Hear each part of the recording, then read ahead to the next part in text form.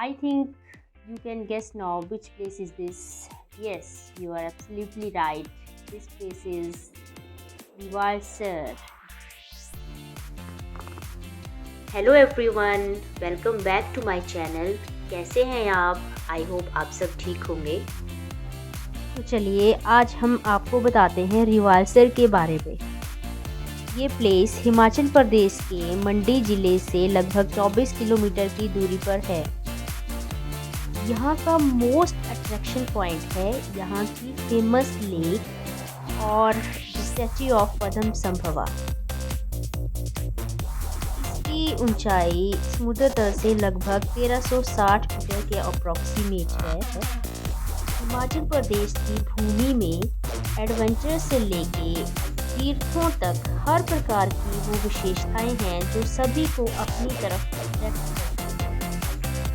हमारे भारत की संस्कृति ऐसी है कि ये फॉरेन के लोगों को अपनी तरफ अट्रैक्ट करती है। अभी जैसे कि आप देख सकते हैं कि फॉरेनर बैठे हुए हैं और ये माला जपती है।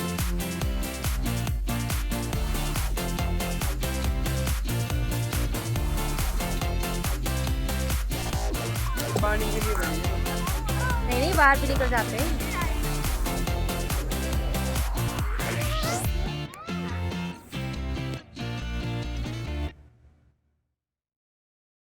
इस लेक में बहुत सारी डक्स भी हैं जैसा कि आप देख सकते हैं, और मछलियाँ भी बहुत ही टाइप की आप देख सकते हैं, कलरफुल फिशेस।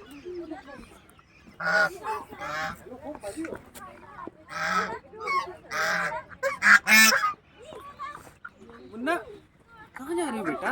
ऊपर ही बैठ जाओगे क्या इसमें? वो देखो ये कहाँ आ गई। ओह ये तो आ गई ऊपर। ये बुला रही है इसको।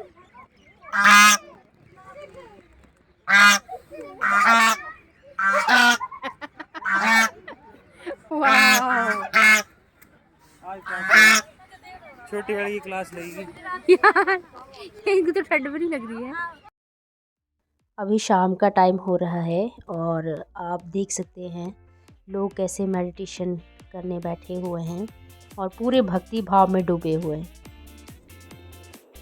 इस प्लेस की मुख्य विशेषता है कि यहाँ 3 प्रकार के रिलीजन के लोग आते हैं, सिख, बौद्ध एंड हिंदू। इस लेक की सबसे खास बात है कि इसका पानी ना ही कम होता है और ना ही कभी बढ़ता है। चाहे जितनी मर्जी बारिश यहाँ होती रहे बट उसका पानी सेम ही रहता है। और ये है पद्म संभव जी का स्टैचू जिसकी हाइट है 123 फीट के अप्रॉक्सीमेट। तो चलिए आपको इस प्लेस के बारे में बताते हैं। इस प्लेस में एक राजा हुआ करते थे, राजा अर्शथर। उनके एक बेटी थी जो यहाँ बैठ के मेडिटेशन किया करती थी। ये जो राजा की बेटी थी ये पद्म संभव जी से काफ़ी प्रभावित थी, इसलिए उन्होंने डिसीज़न लिया कि मैं उनसे शिक्षा लूँ। जब राजा को इस बात का पता चला तो राजा बहुत क्रोधित हुए और उन्होंने पद्म संभव जी को बंदी बनाने का आदेश दे दिया। और उन्होंने अपने सेवकों से कहा कि इन्हें आग में जला दो। तो उस टाइम बौद्ध धर्म कुछ ज़्यादा प्रचलित नहीं था, तो जो राजा की बेटी थी वो पद्म संभव जी से शिक्षा ग्रहण करती थी, तो लोग इनको शंका की दृष्टि से देखा करते थे। गुरु पद्म संभव जी की चिता 7 दिनों तक चलती रही और जब 7 दिनों के बाद देखा तो वहाँ एक सरोवर उत्पन्न हो गया और उस सरोवर में एक कमल का फूल पैदा हुआ और उस सरोवर में से पद्म संभव जी एक 16 वर्ष के नवयुवक के रूप में बाहर निकले। जब राजा ने ये सब देखा तो वो बहुत ही हैरान हुए और उन्होंने पद्म संभव जी के पास जाकर क्षमा मांगी और अपनी बेटी का विवाह पद्म संभव जी के साथ करवा दिया। इस प्लेस पे एक बुद्धिस्ट गुरुकुल भी खुल चुका है और उन बच्चों का रहन सहन भी पूरा बुद्धिस्ट की तरह ही है और उनको अच्छी शिक्षा के साथ साथ बहुत अच्छे संस्कार भी दिए जाते हैं।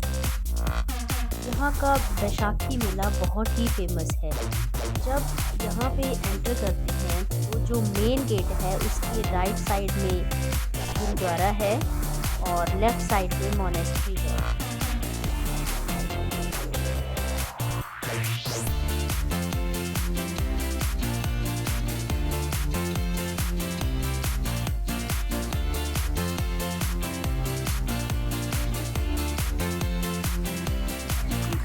अच्छू इंजॉय करता हुआ डक्स को देख के, बहुत सारी डक्स है यहाँ पे और Arshu is really enjoying. Wow, clapping. Wow Arshu, Arshu what is this?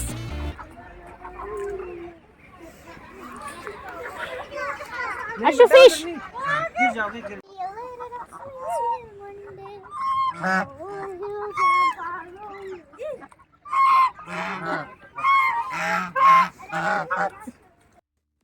देखिए अर्शु के पापा ने उसको कैसे पकड़ा हुआ कैप से, ताकि गिर ना जाए ये कहीं वाटर में। इतना ध्यान से देख रहा है ये डक्स को। Wow baby. जब हम यहाँ से जा रहे थे तो हमने देखा कि लोग चलते चलते भी माला जपने में ही लगे हुए हैं, और कुछ लोग तो बैठे हुए थे और कुछ, जैसे हम रोड्स पे भी जा रहे थे तो देखा। और शाम के टाइम पे तो खासकर लोग बहुत ही एक ध्यान की स्थिति में होते हैं और इवन रेस्टोरेंट में बैठ के भी माला ही जपने में लगे रहते हैं। इतनी भक्ति भावना यहाँ के लोगों में देखने को मिलती है। ये है यहाँ का पार्किंग ग्राउंड। इसमें आप जब भी यहाँ आना हो तो यहाँ पे अपना व्हीकल पार्क कर सकते हैं।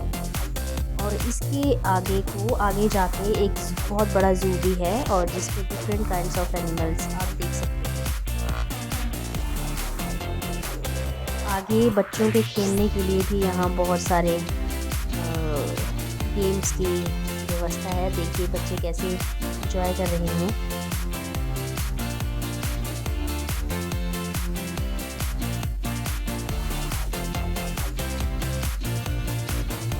और यहाँ आप देख सकते हैं अर्शु भी बहुत ही इंजॉय कर रहा है।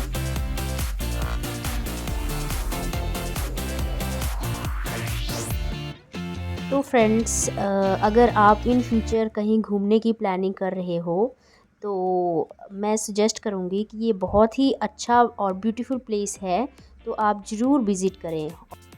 सो हम जा रहे हैं वापस अपने घर।